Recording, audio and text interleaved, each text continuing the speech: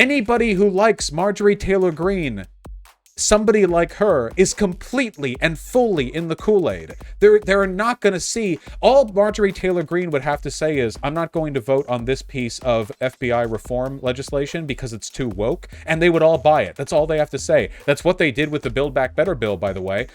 They scream about the need for infrastructure, and then Biden comes out with a pretty good plan. They're like, oh, this is woke because like we'll keep cows from farting, and that's it. Their base doesn't care. That's it. That's all. They don't care. It's not going to change anything.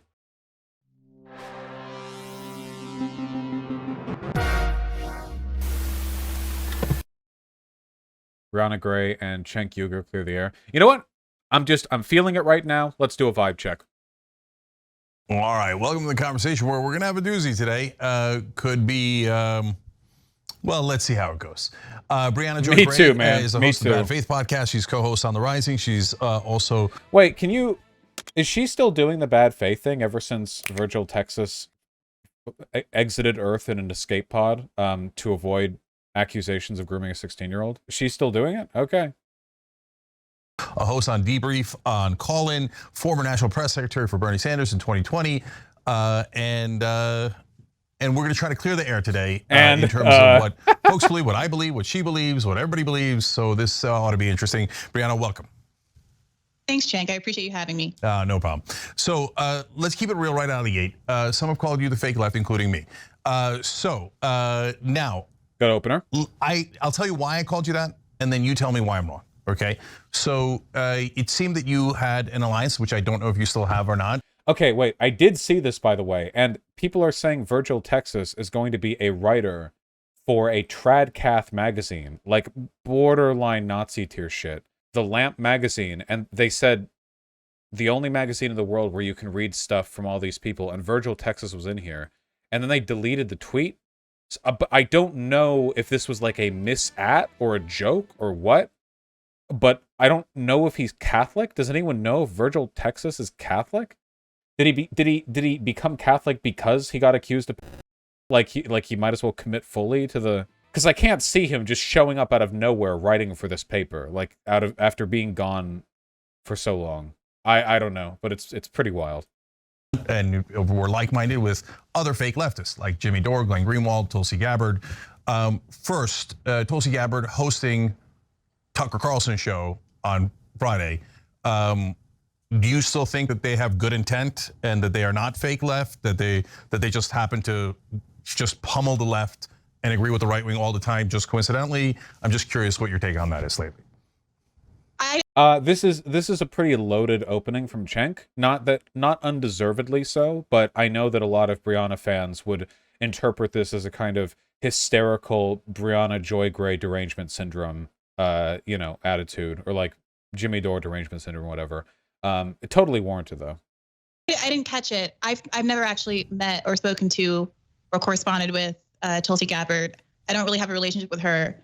Like a lot of people on the left, I really appreciated her standing up for Bernie in 2016, but honestly haven't really followed her much since. So, I think part of my frustration is the characterization of me having an alliance with people that I barely think about, much less, have a relationship with. I do have a relationship with Glenn. He was my boss at The Intercept. He's been supportive of me throughout my career. I think he's obviously very bright and thoughtful, and when we agree, and I find that he's one of the best advocates for whatever it is that we agree on. When we disagree, I have him on my show and we talk about it. And I have brought up some of the criticisms to him directly that people have about whether or not he pushes back sufficiently hard, but he goes on Tucker Carlson and other similar shows. We probably will continue to disagree about how one should best handle those types of situations, but I think there's a lot of room on the left for a lot of different people advocating for a lot of overlapping interests, and I'm happy to be a part of that. Okay, so that was a remarkably insincere answer right off the bat. She didn't address any of the broader point, which is like, what is it with your group, and why do you all like constantly hold water for the right wing while pretending to be leftists? Instead, she was like, oh well, I've never met a lot of these people, and also like sometimes I disagree, sometimes I don't with this one guy who I do have a direct relationship with. Doesn't really address the issue here. Very standard politics speak. That's an interesting answer and a good answer. And guys, let me clarify from the beginning as well that I wouldn't have Jimmy Dore on this show. I think he's a total fraud and gets all of his money from the right wing and is one of the worst people in media.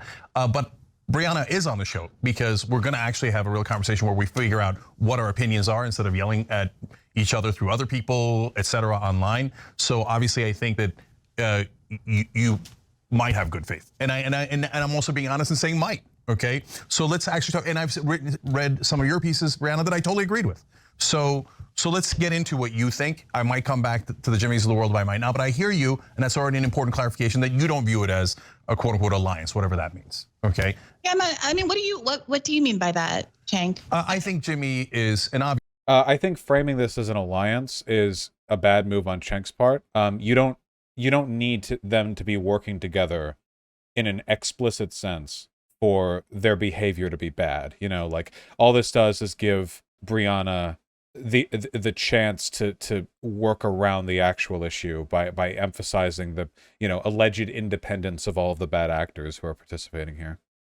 Obvious right winger now. He does these idiotic videos about hold on. Let me explain. You asked the question and about how the vaccine, he's skeptical of it because he's making money off that. Earlier he was doing pro-vaccine videos. I wasn't asking about Jimmy. My question was about what you mean. What do you mean about me? Since we're here, I mean, I really do think you probably should have Jimmy on the show and talk to him about Jimmy. But what do you mean when you? I also agree with Briahna here. Actually, if you bring somebody on, you should talk about them to them. You know, unless they're like directly part of an org, like they answer for another person you want to criticize. You know, that can be fine. But if you're bringing them on, you should talk about them. Characterize me and Jimmy or me and whomever as having a quote unquote alliance. Because in the days where he was doing force the vote and all that nonsense, and then we had a blow up with him over things that happened here, and I saw you and Katie Halper and Glenn Greenwald and all those folks constantly supporting Jimmy, and I thought, well, that's mental. So that's what I meant by it. But you're saying you're not necessarily allied with him. Well, Jake, I was going to take that at face value. Well, I firmly believe in force the vote, and I support force the vote, as did Cornel West and Chris Hedges. As we've gone back to force the vote, I never want to hear this again. I never want to hear about force the vote again in my life. I've never had one of these people, these spineless fucking shrimp people, explain to me directly what the fuck is going on. The problem is that like force the vote is their own personal QAnon, where in order to like address any part of it, you need to be willing to talk about for like 3 hours all of the adjacent bullshit and all of the misinformation. I would stay off the topic entirely at this point and just make fun of them if they talk about it, since it's been 2 years since that time-specific strategy has been relevant. And Crystal Ball and Kyle Kalinske and a whole lot of people on the left, a lot of members of DSA and the chapter that I used to belong to, a lot of people across the left spectrum really understood that it's really important to force the vote on various issues, to expose folks who only performatively believe in various things. And I've seen you yourself talk since then about how important it is to get people to go ahead and vote for various issues that they, as Democrats, often espouse, but at the end of the day, hide behind whether that's parliamentarian or other kind of procedural factors to disguise the extent to which that they actually don't want to follow through on some of these policies because their donor base won't allow them to. So yes, I did and continue to believe in force the vote. It was frustrating to me that we weren't able to have a conversation at the time because it seemed like a lot of the pushback against force the vote had to do with a mistaken belief that Kevin McCarthy could be Speaker of the House, which of course was wrong. And again, now we're talking about force the vote again. Just to be clear to everyone, just so everyone remembers, force the vote isn't like a broader ideology or something. It's a strategy, not a very good one at that, but even leaving that aside, that literally only could have been a thing 2 years ago. They're talking about, this would be like, imagine a political group who for years after a vote only talked about that one vote. Like politics, time moves forward, linear time continues to move forward. Thank you. They were wrong to begin with, or at the very least, they were unjustified in a lot of their statements. But it doesn't even matter. We're past that. It doesn't matter anymore, you know? So I would try to keep her off this topic because she has a lot of like prepared, like time wasting bullshit to throw out in it. And debunked and was promulgated by a lot of folks, and it could have been easily cleared up without a lot of the animus that ended up coming out of that moment. And I really appreciate that Sam Cedar was willing to come on Bad Faith Podcast and have a prolonged, civilized conversation about it that I think ultimately had the potential to move us all forward instead of dividing the left community. Okay, look, didn't Sam Cedar come down on her really fucking hard over this? I don't know why. I think I remember seeing that convo. I don't know why she's phrasing it like it was some kind of reach across the aisle when Sam Cedar like tore into her over it.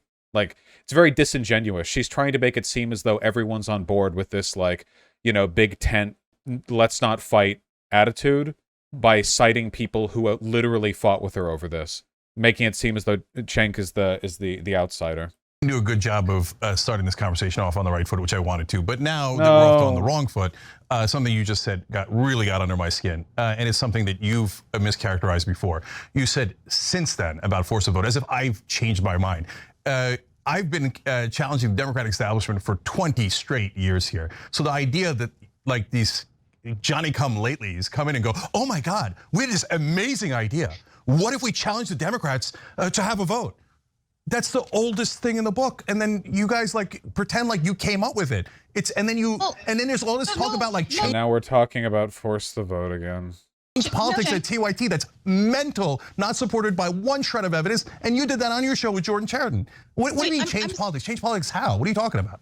And with all due respect, I'm really confused. I certainly didn't mean to take any credit away from the work that you've been doing in the left community for a very long time. So many people who listen to my show talk about how they were onboarded to the left because of watching shows like TYT, which at the time were, really unique in the breadtube space, really defined what it means to be a leftist on YouTube. So I don't think this should be a conversation about who gets credit for what. For me personally, I didn't care who came up with Force the Vote. I actually heard of the idea first from watching Sam Cedar's show. And he mentioned that there was an idea that he thought was a good idea that came from Jimmy Dore. And that's what perked my ears up because I knew that there was some friction there between those two. And I thought, wow, if Sam is willing to say this about an idea that he heard about from Jimmy Dore, which of course Jimmy Dore didn't invent either. And he says this very openly, that he got it from the DSA, that it was a tactic that was listed in the 2019 DSA kind of strategic document. And of course, like in the context of Force the Vote, we always talked about how this was a model that was used by suffragettes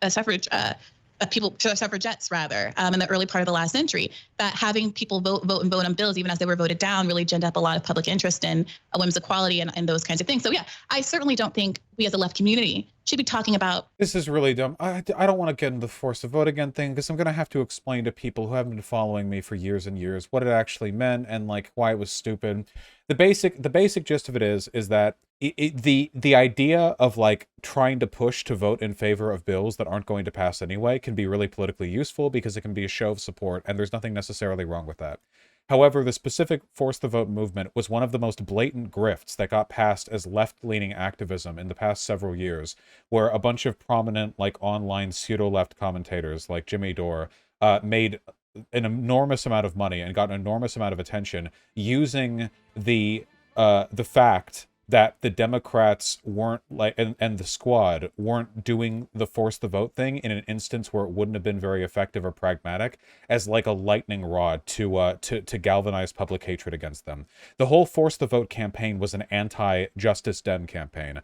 I remember fondly Jimmy Dore screaming, frothing at the mouth because he did a town hall live stream with an open spot for AOC, and AOC didn't show up to this random YouTube show, and he screamed about how she no longer cares about the people. Like, I really can't overstate how insane they were about it. And now, in retrospect, they treat it like it's this, time-honored strategy that really everyone can get behind except for you. What's your issue, man? But like, it was insane. Credit or who's first or anything like that. I think the goal should be for us to come together and try to figure out the best way strategically to go forward. But it's difficult to do that when people are so bogged down in their interpersonal animuses. And that's part of why I wanted to come here today to really talk about why there seems to be so much negative energy. Yeah, but we have to break that down because I'll tell you exactly how the history of that went. So Jimmy, at the time, we're still friends. No bad blood has happened at all, other than old stuff from TYT. And at the time, I didn't know the old stuff from TYT. So he calls me up, force a vote. I say, okay, that's, as a general thing, forcing a vote, perfectly great. On Medicare for all, perfectly great. Then later. Please tell me there's a timestamp. I'm literally not watching an hour-long conversation on the force the vote. I ask, you're bringing needless personal animus into this. We've got to stick together. We agree with the issues. Don't make it personal. And I wouldn't even, and as much as I loved Michael, and now I honestly, looking back at it, regret it. I wouldn't have him on the show as long as he kept attacking Jimmy, because I didn't want the personal animus. So, and I give you that as an example of me regulating on that, and with the guys that I love, Sam and Michael, right, who's now of course passed away.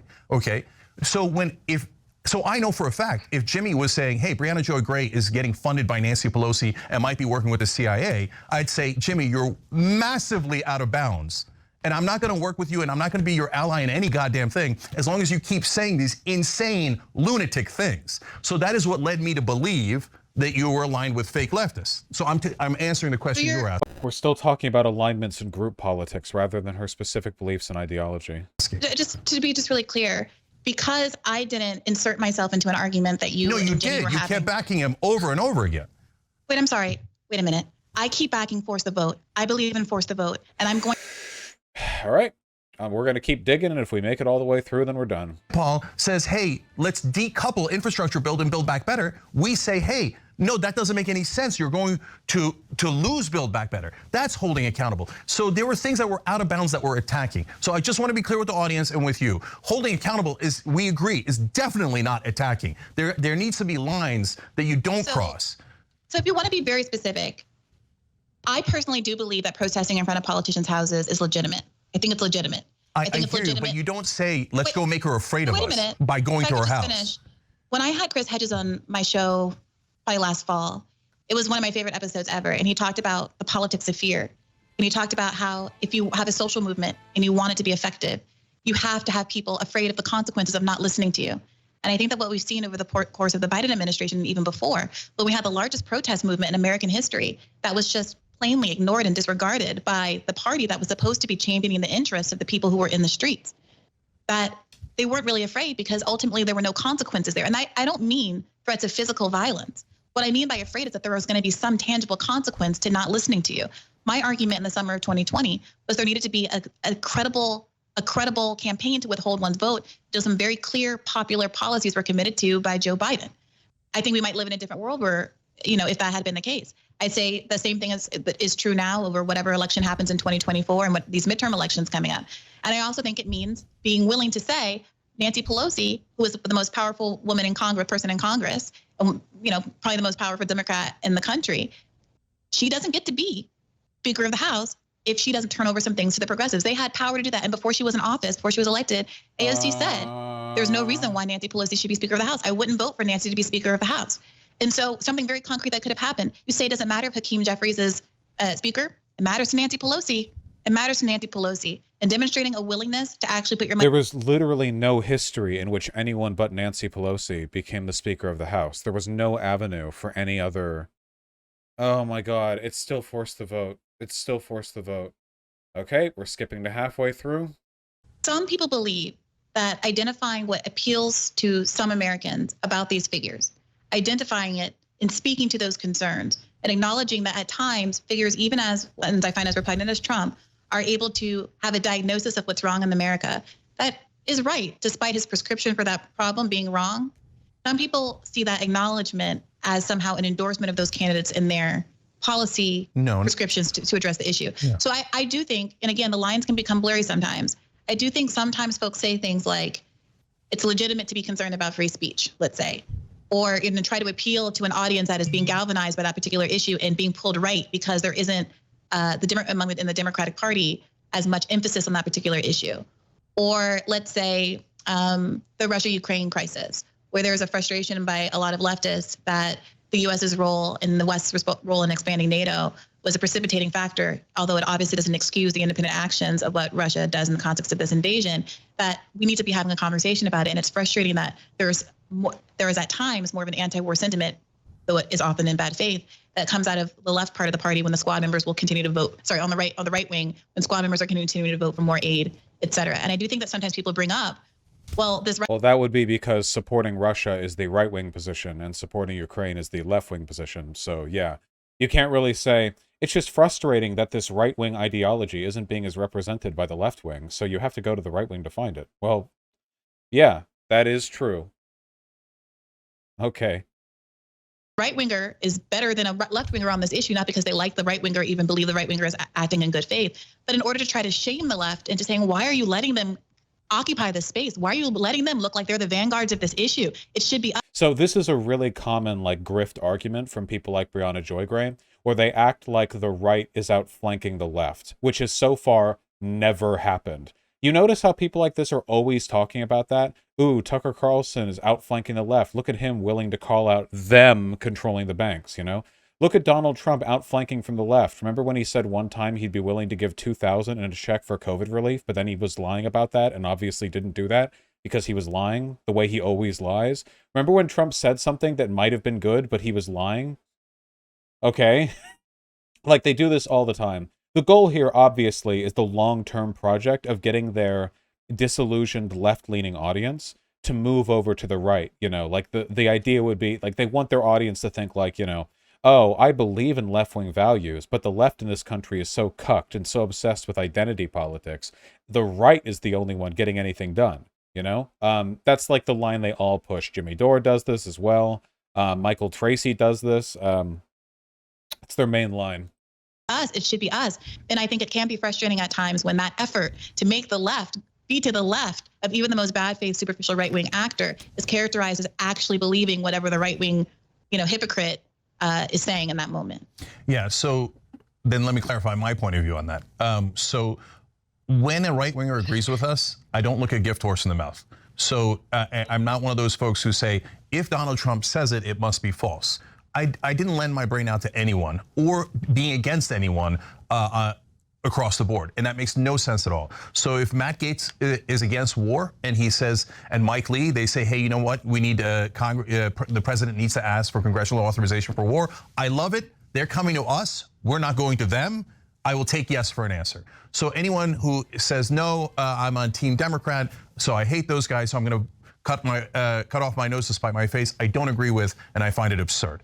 Now, that is some issues, and sometimes we'll agree on marijuana legalization with some portion of the right, etc. I'm going to take yes for an answer on all those. But there are other issues. There's actually three buckets. There's the bucket in the middle where we don't agree. I don't agree with some people saying they're on the left, right? So Ukraine, for example, questioning the amount of funding that's going to Ukraine totally makes sense. I believe Ukraine is on the right. But hey, whenever we ask for anything at home, we never get it. But as soon as defense contractors are going to make money off of it, we're spending billions, and that isn't necessarily even going to Ukraine. So I find that legitimate. But then when you get the gray zones, and I hate to say it, the Jimmys saying, oh, the Ukrainians are terrorists for fighting back against the Russians. How dare they kill the Russian soldiers? They literally said it. Jimmy did a video about how the Ukrainian civilians were terrorists for firebombing the tanks that were. They have literally said that.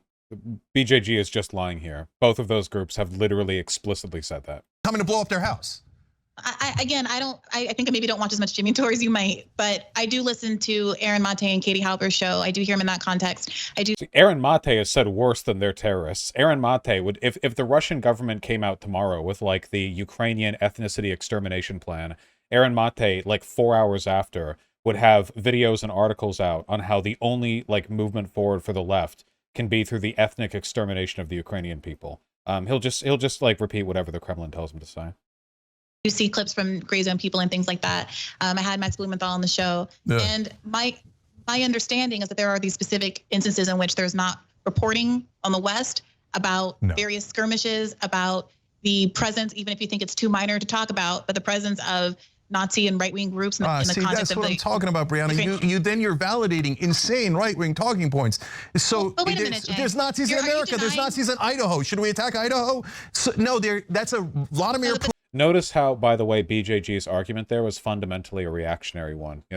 Not willing to commit to a position. However, I'm frustrated by how the media isn't talking enough about the presence of far-right militia groups in the Ukrainian armed forces, when that's like that gets talked about constantly.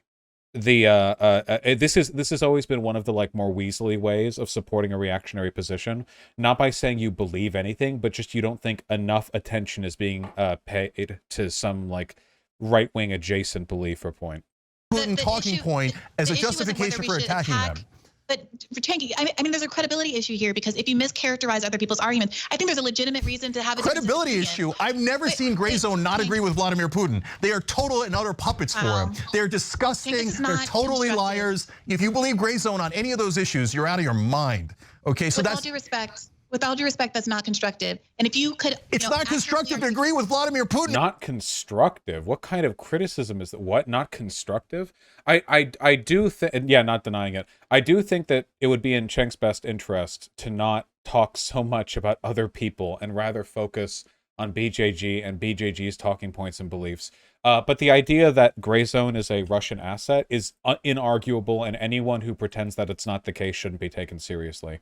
Aaron Mate was literally brought on a United Nations panel to advocate for the Russian government side in arguing that Assad did not deploy chemical weapons in Syria. Like, can you imagine somebody, like, imagine, would the Gray Zone people call me a state asset if the United States government brought me on to a United Nations panel so I could rep the USA and argue that our ally didn't commit war crimes? Imagine if the USA brought me on to argue that Israel didn't actually commit war. Like, obviously they'd call me a state asset, because I would be one if I did that, inarguably, and so are they. Yeah, the Syrian government gave him a fucking award for denying that they did chemical weapon attacks. Is this the Syrian government? I think this is like an adjacent organization, yeah. Serena Shim Award. And right-wing hatchet men. That's what's not constructive, Briahna. That's why I get frustrated. Cenk, you just finished saying that just because somebody is a bad person, if they're right about something, I'm not going to disagree with it on principle. That's what you just finished saying about saying. But he was just saying they're wrong about that. What? Taking yes for an answer with some of these conservative right-wing extremists in the United States. I also think it can be true that Putin is a bad faith actor, that he invaded another country, that he's violated international law, all of those things. And also some of the reporting from organizations that apparently you don't have a lot of respect for, but which I do. People like Aaron Mate have been very clarifying in a lot of the international, politics and the history that precipitated these moments that have helped me to have a much clearer understanding of what's going on in the region. Now, do I notice how, again, she's not actually committing to any specific position?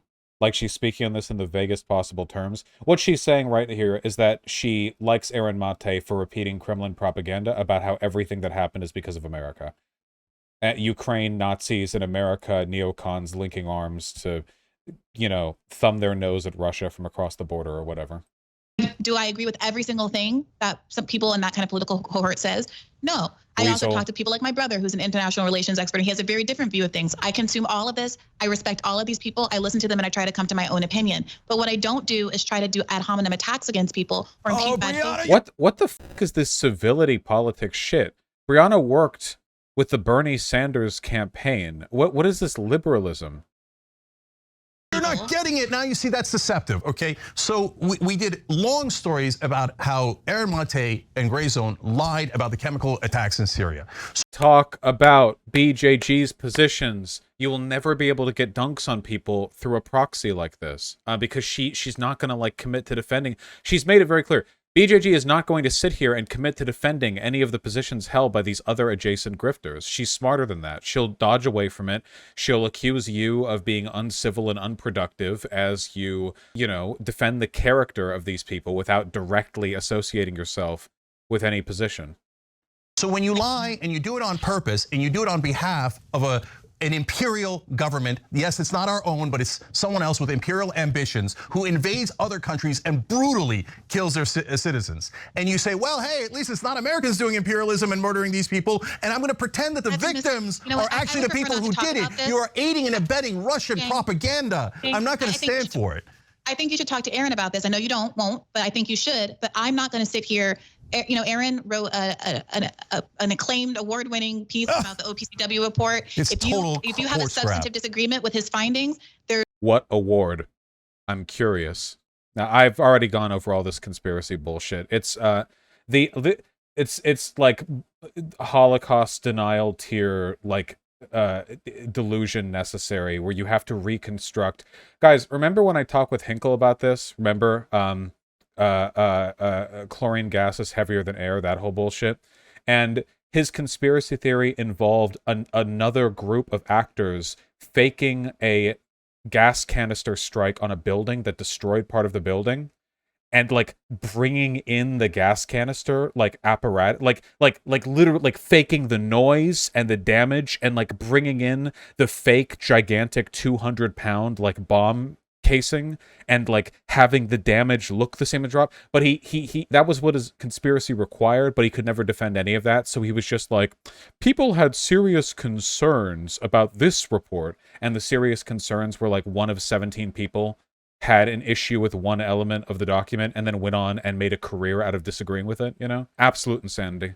You can have that substantive disagreement with him, but I really think it would be productive if so much of the time you spend here, Cenk, is you calling people names and having these kind of high level ad hominem criticisms of them without engaging in the substance of what they've actually said. All right, let's talk about how you help the right disagree with people. No, because Briahna, what you're doing is every time I say, hey, wait a minute, that helps a right wing talking point, that helps a bad guy like Trump, etc., or Putin in this case, you go, hey, you're being ad hominem. No, wait a minute, you're helping to deceive people when you make it seem like Nazis are a huge part of Ukraine and that the Jewish leader of Ukraine is working with Nazis. That's mental. I'm not going to call that 50-50. I'm not going to say, hey, maybe Aaron's great and maybe the Nazi propaganda he's doing to help Vladimir Putin. Hey, maybe. No, because it makes it look like. I'm glad that he's passionate about this, but from an optics perspective, she comes off as so much more fucking calm.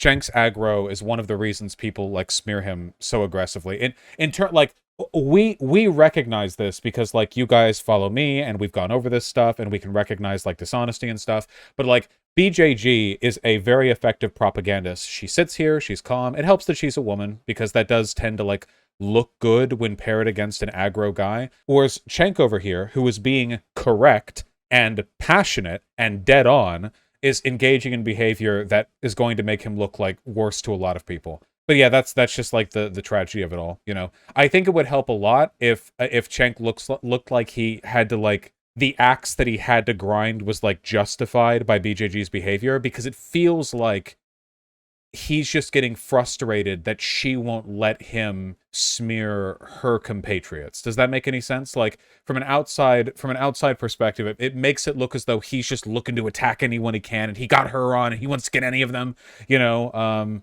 But he's not wrong in what he's saying. It does come across that he's molding, though. It's just like it's an optics thing. I mean, you know. Like it's 50-50 when it ain't 50-50. And when I get frustrated with that, you go, well, look, I'm super reasonable. It seems like you're doing personal animus here. Look, what you just did to me, what you've done to all of them, which is to completely mischaracterize what I just said. When I said the thing about the Azov battalion, I intentionally, and people can go and rewind and listen to my words because I just said them.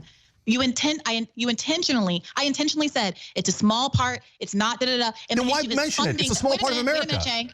You're doing, no, but you're mentioning it so to muddy the waters. I can't tell. Maybe the Jewish leader's a Nazi. I can't tell. Rewind it. She did not say that. And I intentionally said it's a small part. It's not da-da-da. And then why mention it? It's a small part of America. Wait a minute, Cenk. You're doing, no, but you're mentioning it so to muddy the waters. I can't tell. Maybe the Jewish leader's a Nazi. I can't tell. You're muddying the waters. Why are you mentioning? It's like saying, hey, you know what? I can't believe America's supporting Ukraine. America has a small faction of Nazis in Idaho, Wyoming, and Montana. Maybe America's Nazis. I don't know. If you're interested in actually having a conversation. Literally like 90. So again, he's kind of giving this to her because even though everything he's saying is correct, he's being aggro enough that all of her calm, like, let's take a moment, and if you're ready to talk, then I'm willing to talk bullshit. Like, it comes across like it's warranted. Obviously, she is being evasive, but, you know, I'm just saying, like, in terms of, like, a presentational style, he's kind of giving her the ability to avoid what he's saying. The argument is not that they exist and that makes the country good or bad or worth defending or not defending. The argument is, and we just had a report about this last week, that there is a lot of ambiguity about where the money is going. And oh my God. So this is the CBS report where one company said that early on in the war, they couldn't track all the equipment they were moving, but they've since fixed it and it was one company. It's the one CBS removed instantly because it was misrepresentative and the tweet like misphrased it and stuff. But yep, yeah. Sorry, CBS, the dishonesty has already taken hold. The concern is arming these specific Nazis. In the same way that the United States, yes, we have Nazis and white supremacists. There is a robust conversation about whether or not there's a real problem with the number of white supremacists in our police force. That is absolutely a legitimate question to see. We had this conversation around 1/6. Is part of the reason why people were let into the Capitol because they had sympathetic people in the security team around the White House. That is absolutely a legitimate question to ask if our tax dollars, our weapons are going to people at heart. So this is completely flagrant lie.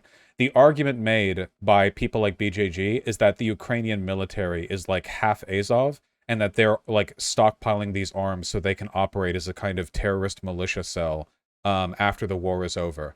If the argument is just that our equipment is going to Azov battalion soldiers, there's no ambiguity there. The answer is yes. Those people are part of the Ukrainian Defense Forces. Of the hundreds of thousands of soldiers who are part of that force, some hundred of them are Nazis in the Azov battalion, and they are also getting guns, which they are free to, as long as they then go out and die fighting against Russians. That's fine. That is completely disanalogous to concerns about the prominence of white supremacists in our own police department. They sound adjacent because it's like you hear about institutions, guns, and racists, but the context and the implicit argument here is completely different.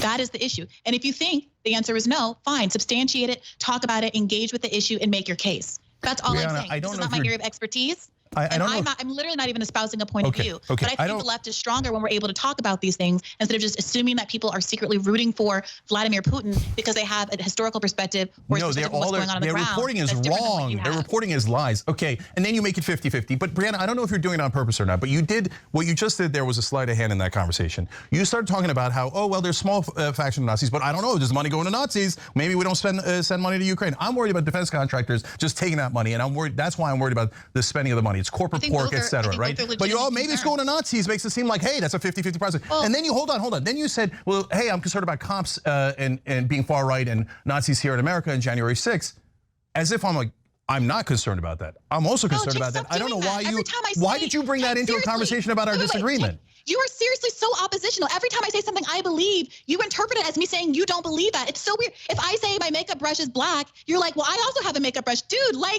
That was brown, BJG. Debate lost. I'm not arguing with you. I'm trying so hard not to argue with you.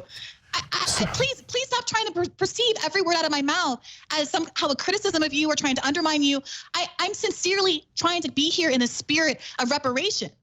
And it's okay. I don't necessarily feel from you right now that you have a desire to repair. It seems a little bit like point scoring, and that's, I don't know. It makes me a little sad. I don't see why there has to be this. Look, it's like everything she says is this whiny appeal to civility. All right, Briahna, let's go to something you did recently as an example, okay? And so you talk, and I think it's a good example. So you talked about how when Marjorie Taylor Greene says defund the FBI, hey, maybe that's not such a bad point, okay?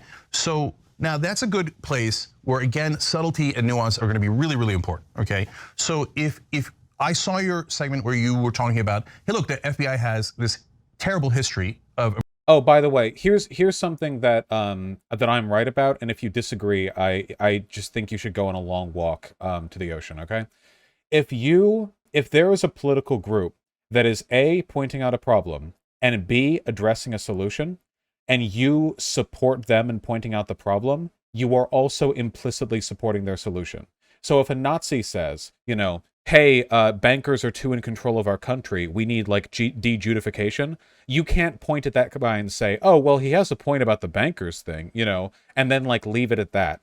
Because if you do that, you're implicitly supporting the conclusion that they're offering as well. Political movements gain momentum based on the number of people that those movements can convince have like a shared interest in the perspective they're offering. And if conservatives are trying to attack the FBI because they don't like the fact that the FBI is investigating their criminal former president and future presidential candidate for one of what must be an innumerable number of crimes and procedural violations, if you're like, that's a good point, then all you're doing is contributing to the noise that's in support of them. Especially when you're ostensibly a left-wing creator, all you're doing there is giving them the ability to say, see, even left-leaning people agree the FBI should be canceled so they can no longer investigate God King Donald Trump, who should be above the law. You simply can't do that. There's nothing wrong with like agreeing with a problem, even if conservatives point out that problem and have a bad solution to that problem, but you need to distinguish it. Like, those people are idiots, here's a real solution. But that's not what BJG did. She literally was just like, yeah, I think Marjorie Taylor Greene has a point here. Oppressing the powerless in favor of the powerful. That's totally true. We totally agree, okay? And if you're getting agreement from the right wing, now this is important, but in an earnest way, about police reform, law enforcement reform, what did we talk about? What did I say earlier? Take yes for an answer, right? So far, okay, that's good, agreed, right? But then I think it's incumbent to clarify, but the right wing doesn't actually mean it. It's not like you're gonna get Marjorie Taylor, hold on, let me finish and then you respond. It's not like you're gonna get Marjorie Taylor Greene to go, oh my God, you're so right, we should do police reform. These cops are being so abusive towards African Americans. No, what she's trying to say is, if we get in charge, we're not gonna let them hold us accountable. We're gonna destroy rule of law by getting rid of anyone at the FBI who doesn't agree with us politically. Don't you see that? So if you watch my clip, the first sentence and also the last paragraph is all about exactly that. So yeah, I agree. Okay, great. But then, I'm going to show a clip, a tweet of Marjorie Taylor Greene agreeing with you, and then I want to get your reaction to it. So I'm not doing this without you. We didn't do it on the show and go ha or anything like that. And in fact, I'm genuinely curious what your reaction to it. So let's look at that. So here, in response to you saying Marjorie Taylor Greene is right about the FBI. Yeah, so here's an example of why, like, you can't make these statements, because Marjorie Taylor Greene quote tweeted her as an example of the left agreeing with her. And by the way, Marjorie Taylor Greene is right about the FBI, bad faith or not. In today's radar, argue the left should take advantage of the right's due acknowledgement of systemic bias and push to abolish the FBI. First of all, the right has not acknowledged systemic bias. They're attacking the FBI because the FBI raided the former president. Nowhere has the right acknowledged or addressed systemic bias, unless we're talking about systemic bias against the most powerful people on earth, you know, the opposite of systemic bias. Basically, Briahna Joy Gray is whitewashing here. Her job here is to try and frame the right's anger against the FBI as some kind of like principled underlying class consciousness that you can tap into as a leftist, as opposed to what it really is, which is a fascist movement attacking regulatory institutions and policing institutions and investigative institutions that challenge the criminality and the power mongering of their group. That's it. But the way BJG is phrasing this specifically is designed to make it seem as though Marjorie Taylor Greene is expressing some kind of populism, you know, some kind of like underlying, unrefined willingness to challenge the system and, you know, build a better one in its place, which is total bullshit. She says our government has become an institution that protects and saves and serves the elites while the people suffer under the American last ruling class. We must defund the FBI, dismantle the Department of Justice, and gut the agencies of political biases and persecutions. I believe in the people. Remember, the political biases and persecutions she's referring to are white Christians. Though that is what she's referring to. The only perceived biases and persecutions Marjorie Taylor Greene has ever spoken about or ever cared about have been against white Christians. White fascist Christians, more specifically, because she won't hold water for white liberal Christians. So what I see there, and I'm curious what you see, is her pretending that the right wing is populist and that they're doing this on behalf of the American people. When in reality, what she's saying is, if we get back in charge, there ain't gonna be no rule of law. We're gonna take out the Department of Justice, we're gonna take out the FBI, then they're gonna run roughshod. I do not agree to that at all. So I'm curious what your take on it is. I think it's pretty funny since like millions of thousands of leftists, she also seems to have not watched the video, because I doubt that she would retweet a video where she was called a broken clock, who's only right twice a day, and a bad faith actor. Well, then it sure is crazy how the actual tweet that you put out there said things that weren't true. What the fuck is this argument? Well, if only the politician, the fascist, had seen the video where I epically owned her by only partially agreeing with her. What is this? What? So I am a co-host at Rising, and Rising's audience is a much more conservative audience than what you have here at TYT or what I have at Bad Faith. Yeah, well, it's a you're a host of a conservative program. Yeah. And when you're speaking to people who are not there for you, you know, Robbie's been on the show much longer than I have, and the audience is largely there for him. They're very libertarian in their bent. They are anti-establishment. They're frustrated with corporate parties, but they've definitely leaned right, especially on cultural issues. I find. So they're right. They're not, they're not libertarian leaning if they're defending Donald Trump. Donald Trump, I want to be above the law? Like, no. The politics pushed on the Rising are largely fascist leaning, and Briahna contributes them directly. Remember the segment we went over where she was saying that Tucker Carlson has always been fastidiously race neutral in his language? Tucker white genocide Carlson, Tucker great replacement Carlson, being race neutral, where she again tried to launder what he was saying as a kind of populist expression of class consciousness rather than acknowledging it for fascist ethnic cleansing advocacy. It is a fascist rag, and she is on there in line with their agenda. That I'm able to get more engagement with the video and more engagement with my points that I think are substantive. I spent most of my video talking about communism. Now the FBI has been an enemy of the left. Therefore supporting Marjorie Taylor Greene's point by implicitly suggesting that the FBI's a call for removal from her is part of some kind of like ongoing civil rights crisis against it. You know, like as though like the reason Marjorie Taylor Greene wants to defund the FBI is because she's angry about Fred Hampton's assassination or some shit. meet them where they are and say, look, the left is as concerned, nay, more concerned about the issue than the right. And here's the real.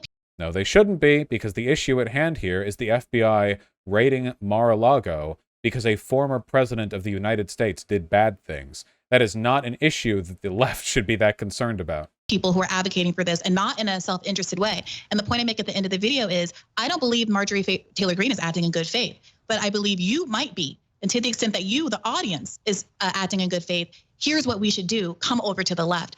I'm addressing conservative audiences, or kind of partyless audiences, people who are quote unquote persuadable voters. I'm not doing this for Marjorie Taylor Greene's notice or interest. I'm doing it because she is in fact obviously a bad faith actor, but you have to address the people who see her as acting in good faith. That's comms. Just because I know her and she is a bad actor, but some of the people in the audience are people who genuinely believe what she's saying. Cutting through what she's saying right now, you realize the actual statement she's making, right? Her job is to take conservatives who think they might have left-leaning sentiments and convince them there's a left-leaning reason to agree with Marjorie Taylor Greene when she's arguing that their former president should be above the law. That's actually what she's saying right here. She's essentially talking to conservatives and saying, hey, you know, I might not agree with Marjorie Taylor Greene, but here's a litany of unrelated reasons for you to feel as though you're actually acting as some kind of bipartisan populist when you agree with her on wanting to defund the FBI to protect Donald Trump from any kind of legal problems. So the point is to say, okay, let me just accept on face value that you really are into this. Let me tell you what the FBI really is, and let's develop a plan on my own turf about how to address this issue. I talked to the boys over at the Vanguard earlier today, and they raised some interesting points about how, like, well, if she is able to set the agenda, her version of getting rid of the FBI is going to be all about protecting, yes, elite power, the way that the FBI has always. Imagine being so far right, like so off the boat with the fake lefty populist shit that the Vanguard boys criticize you for it. I actually heard the Vanguard guys actually held her to account on this, which is insane to me, because I guess I kind of lumped them into the same party, but like I guess Briahna Joy Gray has had to move closer to the fascists to get her paycheck, since Bad Faith Pod didn't work out with her co-host, and she had to get it like work with the Rising. No, I enjoyed my convo with the Vanguard boys. They've just said a lot of very uncharitable stuff about me. Always done, and avoiding accountability. I think that's a really legitimate point. That is why, instead of, I don't know, spending a long day attacking me on the internet, what I would love for leftists to be doing is to think critically and get our historians and our theorists together and think critically about what it would look like to either restructure or abolish the FBI, so that it really did become about accountability for elites instead of harassing leftists and other marginalized groups as it has done historically. But Briahna, totally irrelevant, literally completely irrelevant. I've said this before. This is like a bunch of conservatives start screaming defund the police after like Donald Trump gets arrested on Epstein's Island or some shit. And then people like Briahna Joy Gray are like, not to say that I agree with Donald Trump's Epstein extravaganza, but, you know, if we're consistent in our values, we should oppose the police, even when it involves the arrest and persecution of people like Donald Trump, you know? Like, it only so interested in these values as long as they overlap with phony populism from the right. do you get that when at a moment when the FBI is finally doing something right and holding an elite like an ex-president accountable on his massive lawbreaking, that when you say Marjorie Taylor Greene is right, that it appears to some, I understand your point that you're making about reaching out to the right-wing audience that's watching. I totally get it. And from time to time, I think that makes sense politically, okay? But again, we need nuance here. But in this time, it allows them to say, you see that? Reasonable people on the left agree with us. The FBI is political, and they're targeting Donald Trump based on politics. That it seems. I didn't say. I know, and that's why I'm asking you about. Marjorie Taylor Greene in that tweet. When in Marjorie Taylor Greene's quote tweet, she doesn't even make that argument. But you know that that's the argument she's saying in this context. Well, she tweeted about how to defund the FBI right after the raid. You know that that's what it's about. No, what I'm asking, Briahna, is do you see how it might be perceived as helping their talking point that the FBI is targeting Trump unfairly and for political reasons? The right is exploiting this moment for what they want, and I'm exploiting this moment for what I want. That's all I can do. I can feel the left growing stronger every time they get another set of justifications for why opposing Donald Trump facing legal consequences is actually populism. Briahna Joy Gray, with my small platform and 60,000 YouTube subscribers, are not platforming or influencing Marjorie Taylor Greene, a sitting congresswoman's behavior. I think that that's So this is fucking pathetic. First of all, the idea that Briahna Joy Gray's influence comes from her 60K YouTube channel instead of like former press secretary, bad faith pod, rising host, like influential and known broadly, getting quote tweeted by congresswomen, you know? Laughable. But what I think is very irresponsible is for the left not to take advantage of the genuine interest that many people have across the political spectrum in holding the FBI accountable. There isn't. There's none. They're not interested in holding the FBI to account. They're interested in blocking the FBI from investigating Donald Trump. That's it. She's doing it right now. There is no interest in the right in getting rid of the FBI. And guys, I got news for you, okay? What did Donald Trump do the last time he was president? He attacked the FBI and then replaced it with his own guy. What do you think he's going to do this time? He's going to replace it with a hardliner who's just ideologically completely pro-MAGA QAnon Donald Trump red hat, and use the FBI well past the extent that it should be to persecute political enemies. When have fascists ever taken over and then not used the federal police to attack political enemies? Ridiculous. Cops sometimes arrest bad guys and do the right thing. Sometimes cops stop progress and capture someone who's been drunk driving before they can hurt someone. And when they stop that is actually an inappropriate time to scream defund the police.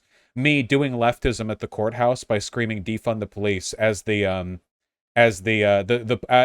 police officer testifies that he caught the rapist mid-act. Me being a principled leftist.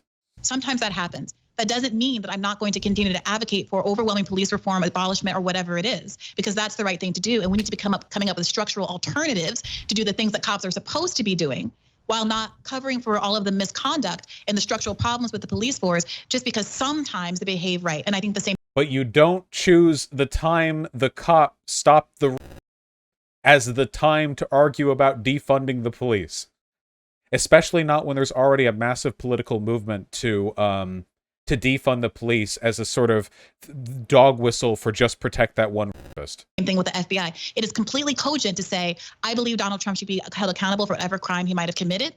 At the same time that you say the organization that's undertaking the search has a credibility issue because it spent 85% of its resources, as I talk about in my clip. But she didn't do that, did she? And I bet you if she had tweeted, the FBI is completely justified in raiding Donald Trump, however, and then continued with the FBI criticism, Marjorie Taylor Greene wouldn't have quote tweeted it. You guys realize that, right? Do you think Marjorie Taylor Greene would have quote tweeted that tweet if it had opened with Donald Trump deserves to be investigated by the FBI? I'll wait for you all to have your fun and then you can answer. There's no way in hell. 0% chance. 0%. 85% of its time going after people like Muhammad Ali, Elvis Presley, and Martin Luther King and Fred Hampton, and only 15% of its time going after the Ku Klux Klan. Can you explain to me how they're spending 85% of their time going after people who are currently dead?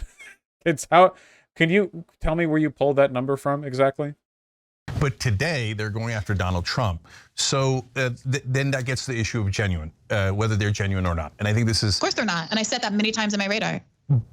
Okay, but let's break that down. And this is a good moment. This is a good thing to, I think, end on.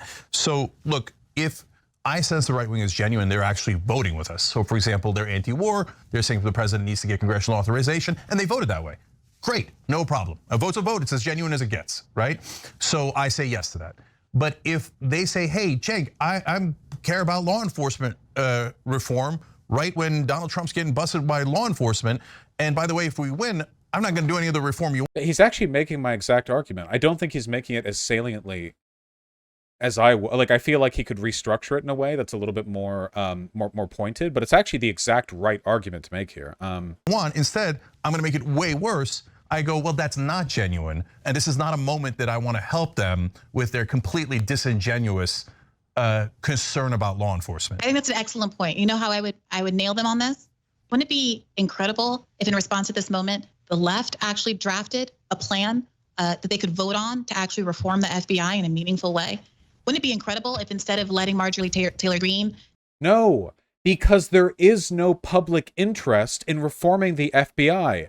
Nobody cares. There's not a real interest. The average person neither knows what the FBI does nor cares. The average person doesn't interact with the FBI. It's not the 1960s, and not everyone has read The Assassination of Fred Hampton. The only reason anyone is talking about the FBI right now is because Republicans want to protect their own. That's it. There is no broad— So this is, again, a subtle defense of the Republicans. She's pretending that they're just the only ones talking about this big populist wave of interest that doesn't exist, you know? She's implicitly legitimizing their claims by pretending that there's some kind of mass unrest about the FBI that's rooted in an actual dislike for the organization as opposed to just partisan politics. But it's not there. It just does not exist. I'm not opposed at all to FBI reform, though I would be interested in hearing what she thinks they need reform on. I wonder if she has any specific policy prescriptions or if she's just going to like repeat 1960s era lefty slogans.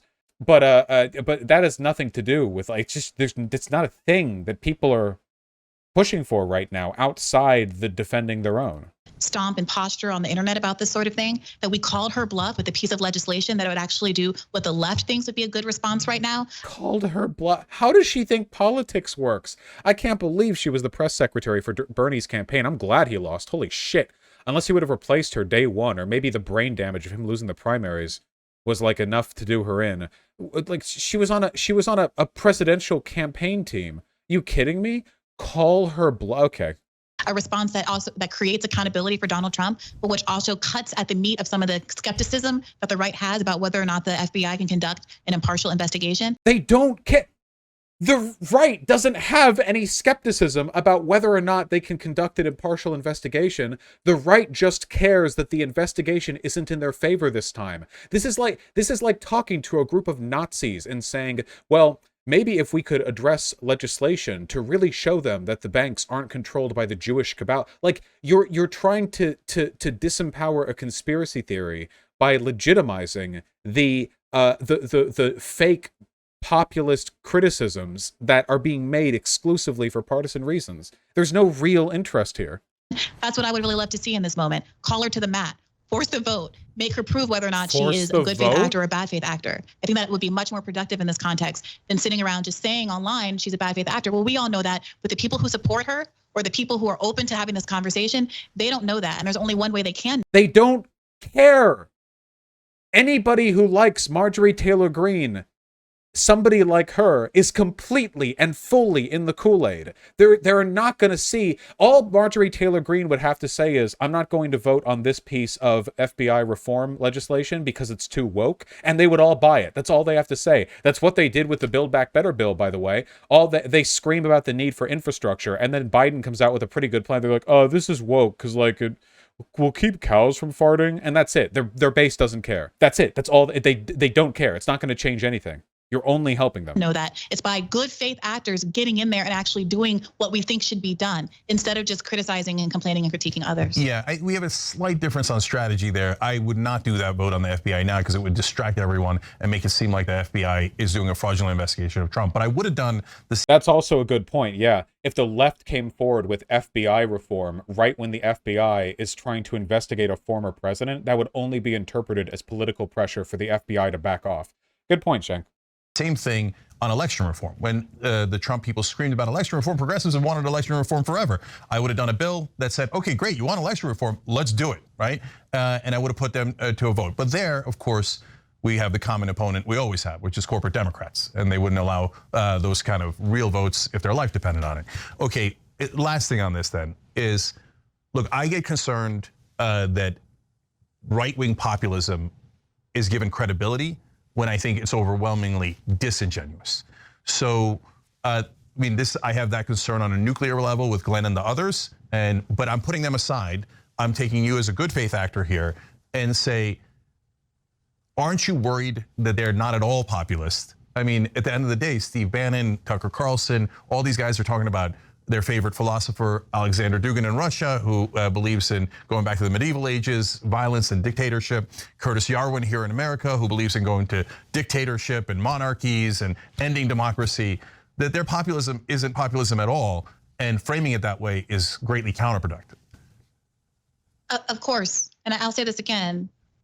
Nothing I ever say, nothing in my approach is ever intended to be directed at any of the people who are on TV screens or in Congress.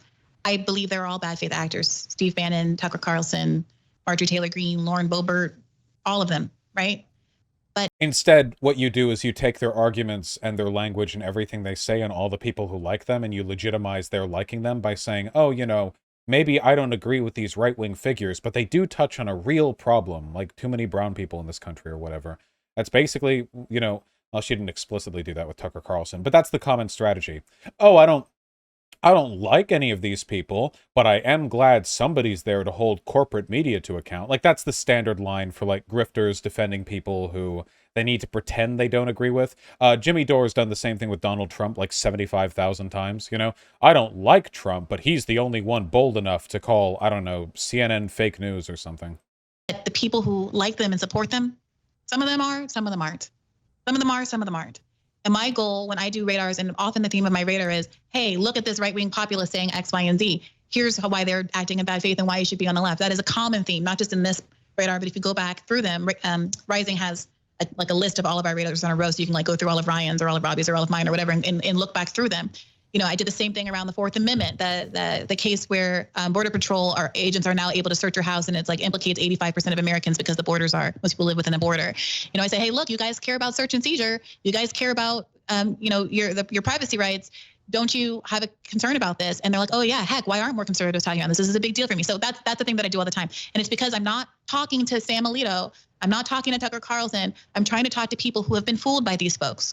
And maybe you're of the belief that every single person who. And yet, I wish there was some kind of explicit, like, measure here, but I feel like 2 years ago online, I did see people who like Briahna Joy Gray that were left-leaning, and now the only people I see holding water for them are, at best, like the Jimmy Dore fake lefty types, and there are a lot of, like, just pretty much open conservatives. That's all I see. Yeah, this is not an effective strategy for pulling people over. She's also being dishonest here. We've seen the stuff that she said on Rising and outside the Rising. Like, it is not just her, like, criticizing the right and pulling people over to the left. She attacks the left constantly, specifically, and she defends the ideas of the right, lies, twists reality in order to legitimize them, gives people justifications for agreeing with right-leaning people on their ideas, even if Briahna Joy Gray doesn't think they're a good faith actor, you know? Who watches like Tucker Carlson's show is a deplorable and beyond the pale, and No, like I respect don't. that opinion. Okay, great. But my thought is it's the most popular TV show in America, and that gives me pause.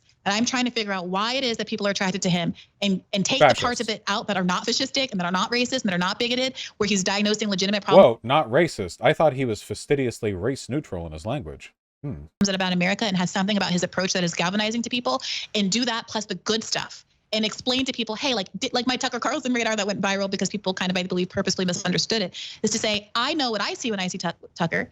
I see what you see. I see the bigotry. I see the open kind of white nationalism. But here's how he's subtle in his approach, subtle enough, not to you and me, but subtle enough to the people who like him that he has plausible deniability. So let me explain it to you in a way that you can understand, because saying dog whistle, saying these terms that we understand and we believe in, many people on the right just don't. And if you actually wanted to do what she's saying she does here, the first thing that you have to do is you have to eviscerate the people who you're talking about. You never, ever, ever want to, like, if a person likes Tucker Carlson because of X, Y, and Z, you're never going to move them over by telling them that he's lying about X, but Y and Z are good ideas. Ever. You need to tear them apart to begin with. That Tucker Carlson is a liar, that he's a pawn of billionaires, that he doesn't care about what he's saying, that his ideas are terrible and trash. But if you're actually concerned about some of these socioeconomic effects, here are real solutions. You have to open by challenging their idols. Not in this fake, like, oh, I don't think they're a good actor, but here are some great ideas I'm happy they're talking about. You have to actually properly challenge them. But she can't do that because her audience is conservatives and she knows where her checks get signed. if you look at the comments of that video, if you look at the comments of the Marjorie Taylor Greene video, you might be pleasantly surprised about how many people are like, oh, I hate Briahna. She's a communist. I hate her, da-da-da. But she makes a good point here. I can't disagree. This is an issue. And slowly but surely there are can't disagree in that you convincing them that the FBI should be defunded. Yeah. What? Yeah, of course. That's conservatives coming over to listen to your conservative agenda-fueling argument. Yeah, well, this commie sure did agree with the basic thing that I wanted MTG to say, and then leaving. What? How could she think that's an argument in her favor? Increasing number of people who see the left as not just a bunch of crazy blue-haired freaks or whatever, not that there's anything wrong with blue hair, but as people who are legitimately engaging with issues that are priorities to them. That's my approach. Guys, we're not the old crazy SJW left, okay? We're the new left, which is indistinguishable from fascism. I respect it if people don't like my approach or choose different approaches. I think a lot of different approaches work in this space. Different people need different things. All I want is the freedom to be able to do it without feeling like I'm fielding quite so much friendly fire from people that I prefer to be fighting alongside. Yeah, so Briahna, super last thing, because that's a great thing to end on. Look, I think it looks like you and I agree that we need to try to pull a lot of the right wing to the left. And I think that's fairly obvious. It's a good strategy. Corporate Democrats don't want to do it because they don't really care because they're already on the right. Long story on that. But we agree on, let's pull them to the left, right? So, and on places where we agree, like for example, Article 5 convention, I agree with Louis Gohmert. Okay, if Louis Gohmert people want to come over, great. Come over and help us get money out of politics, okay? Now, he doesn't necessarily agree with that, but he agrees with the process of the convention. So we agree on that. What I'm worried about, and that's what I'm trying to understand, that's like maybe the unifying theme of this conversation, is that when people go on Tucker Carlson and they're not challenging him, all they're doing is agreeing, that it looks like they're trying to pull the left wing to the right and get them to agree to other Tucker Carlson positions, white nationalism, immigrants are dirty, they're gonna replace us, etc. And that they never clarify. And it looks to us, and that's why I called them the fake left, and I will. Notice how much more effective Cenk sounds here. Not only when he's making my arguments, by the way, nicely done. But when he sounds a bit more calm and conciliatory, it makes such a it's such a positive change in terms of like the delivery style. Having had this nuanced, important conversation with you, I will take you out of that category. I understand you're trying to come at it from good faith. I will not take the others that you take in good faith at all, and that's a fine and healthy disagreement. But the question is, I'm deeply concerned that they're helping the Tucker Carlsons of the world pull people on the left to the right wing. Are you not concerned about that? Yeah, sometimes. And I spoke to Glenn directly about it on my show with Nathan Robinson, and we had a good conversation about it. And he acknowledged that he could do more to push back and to make his own positions clear.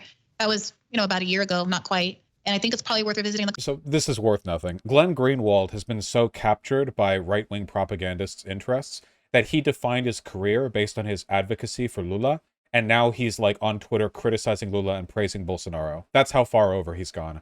The one thing for which he obtained any like journalistic credibility, the fucking Pulitzer. No, yeah, literally he was. He was calling Lula like a this was a couple months ago, but he was arguing, what was it, that Lula had adopted like identity politics that was obfuscating his ability to like reach the working class or something.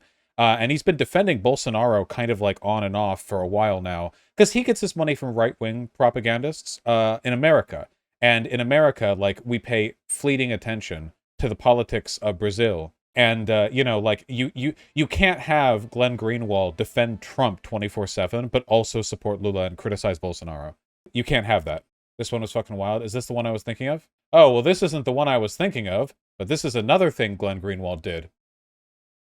Somebody said that Glenn Greenwald is right-wing and anti-woke, and his response was, Jews just want money. We say anything for money. It's the only thing we care about. We chase money all day. We have no real beliefs or convictions. Everything is for sale. I just say what I have to for more cash. Glenn Greenbacks. So I guess he took it a little personally. This is actually maybe the most explicit race baiting that has ever happened in history. Or I don't know, religion baiting, ethnicity baiting, whatever. This is incredible. This is like, I guess the Jewish equivalent of like I don't even know. I'm trying to think of like what this would be like if you saw a black guy pissing on your lawn at 3 a.m. and you opened your bedroom window to tell him to like please leave, and then he accused you of being a clanner. I don't know. Is this sarcasm or something? He's mentally ill. I don't care. Yeah. Conversation with him, and so I'll shoot him an email after I get off of here, and I invite you to that conversation if you're interested. No, I'm not, because I don't think he's in good faith at all. So in that year, I mean, Briahna, look at the evidence. I know you're trying to you say you're trying to get along with everybody, but evidence matters. You had that conversation a year ago, and since then, all he's done is pro Tucker Carlson, pro Alex Jones propaganda, and he has not pulled them 1 inch to the left. Whoever thought he was on the left, he has helped pull them to Tucker Carlson and Alex Jones. And that's not productive, that's not left wing. I know, it's interesting. So Glenn in particular has never identified as a leftist.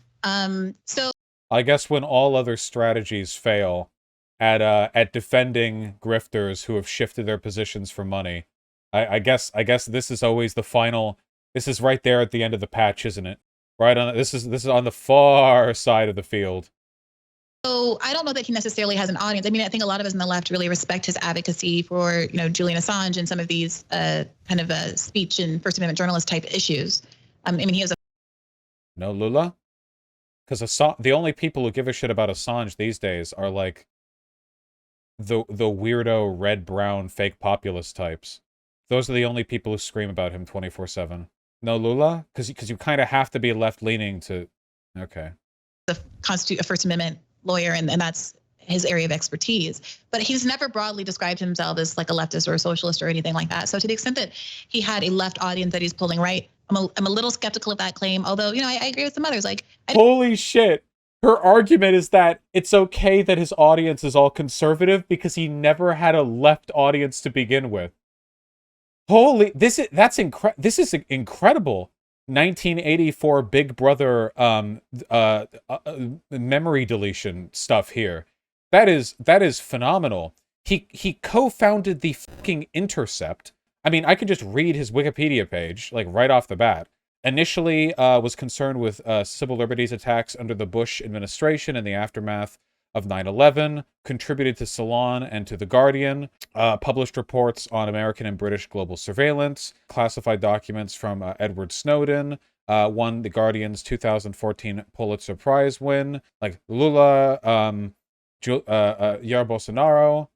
President Bolsonaro threatened Greenwald with possible imprisonment. I forgot about that.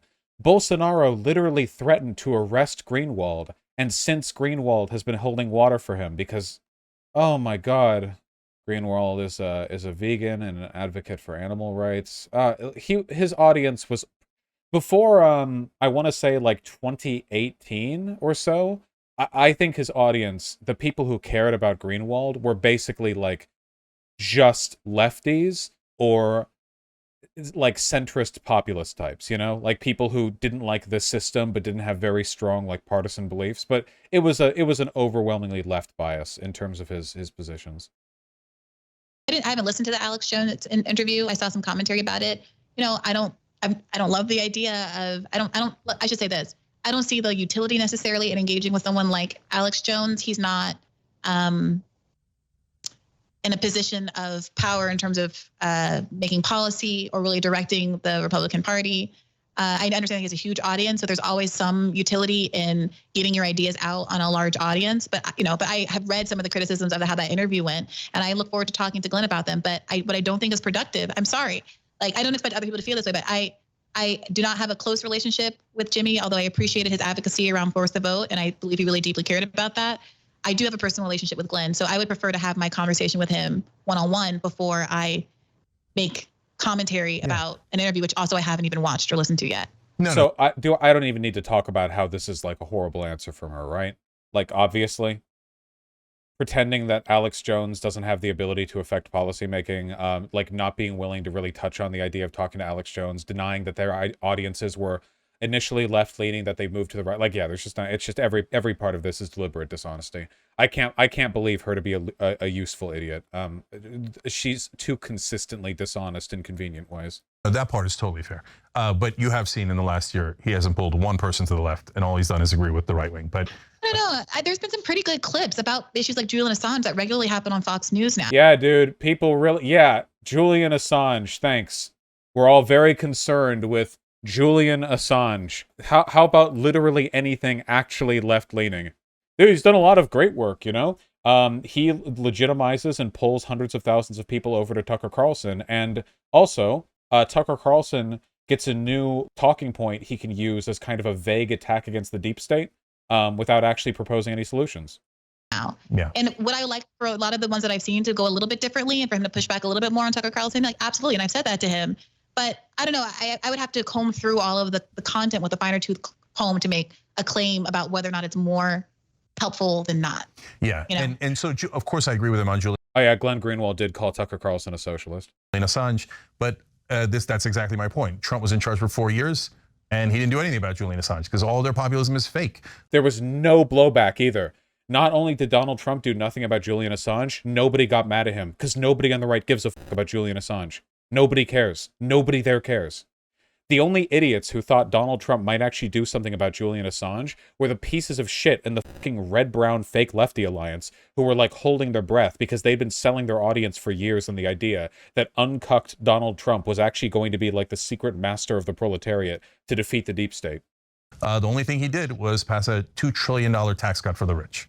Well, somebody made the point to me today, and I don't know if it's actually true, but somebody said that Marjorie Taylor Greene was in fact critical of treatment of Assange while Trump was still in office. Assange. This is what I mean. It's like the force the vote thing. You give them like one little point. They've been talking about Assange since like 2014. It does not. I want him to just die in prison so they can shut the fuck up. They can cry about it forever. Just holy shit. Stop making me like, it's insane. It's like they're orienting this entire subsector of political thought around this one fucking issue. The idea that she could unironically sit there and say like, I don't know, they've been moved over to the left. Now they've talked about Julian Assange a bit. What the fuck are you talking about? I don't fucking care. Not only did Donald Trump do nothing, not only was there no political consequence for him doing nothing, but like, how about an actual political position to move them left on? Like a real thing, possibly, maybe. Office. And, it's interesting. It's interesting whether or not this is the question, right? Are they going to keep these stances up when their person is in power? I think it might be easier to say yes with something like Assange than something like the FBI. I think that's my God. What about actual left-leaning positions? The case. But, I think it's our job, again, to not just have speculation, but to create conditions where we can prove that by forcing the vote on a bill, let's say, about FBI reform or abolishment and things like that. She is literally only willing to talk like this for things that don't actually involve left-leaning policy or benefit us in any way. All of the shit she's saying here is about legitimizing and giving credence to the right. The FBI thing is about pretending that they have some kind of point when they criticize the FBI and the way they do. And the Julian Assange thing is all about like people like Jimmy Dore, or Tim Pool trying to convince their moderate or left-leaning audience, to the extent that it exists, that actually Trump is going to do this super-based anti-deep state thing, It's all to the benefit of the right. It's entirely. That's it. Isn't that incredible? What has she said here that like it indicates some kind of principled defense of left-leaning positions? Nothing at all. Absent. And I look forward, now that we've had this conversation, to people on the left who have much more knowledge and policy knowledge and stuff than I, to maybe start pursuing something like that. All right, Briahna Joy Gray, host of Bad Faith Podcast. She's co-host on The Rising. She's host of the Debrief on Call-In. Thank you for joining us and having this important conversation. I appreciate it. Thank you, Cenk. I appreciate it. I look forward to hosting with Bad Faith someday. All right, sounds good. She'll never have me on. You'll never have me on, will you, Briahna? You know that wouldn't go well for you.